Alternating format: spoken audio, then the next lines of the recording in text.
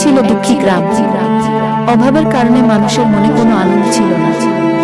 ঘর বাড়িগুলো ছিল ভাঙা, কোনো কিছুতেই ছিল না কোনো রঙ। সেই গ্রামে একটি মেয়ে নাম ছিল ছায়া। নিজের গ্রামের এই অবস্থা দেখে সে ছিল চিন্তিত। কিভাবে গ্রামটি সুন্দর হবে?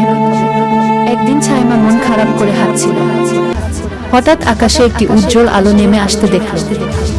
সে অবাক হয়ে তাকিয়ে দেখল, আলোটা আস্তে আস্তে নিচে নেমে এসে একটি পরী রূপে পরিণত হলো। পরীটি ছিল খুব সুন্দর, দারুণ রূপবতী। পরীটি ছাইমাকে বলল, ভয় পেও না, আমি তোমার বন্ধু। তোমার মনের আশা পূরণ করতে এসেছি। ছাইমা ভয় না পেয়ে বলল, তুমি কি সত্যি মনের আশা পূরণ করবে?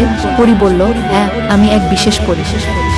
আমি তোমার কল্পনাকে সত্যি করার শক্তি রাখি।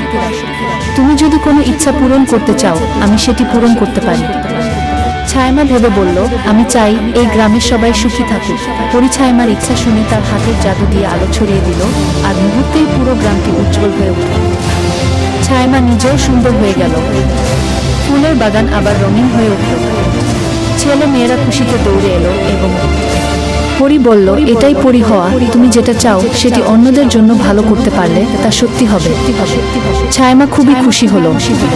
তারপর ছাইমা তার বন্ধুদের সাথে খুশিতে নাচতে লাগলো।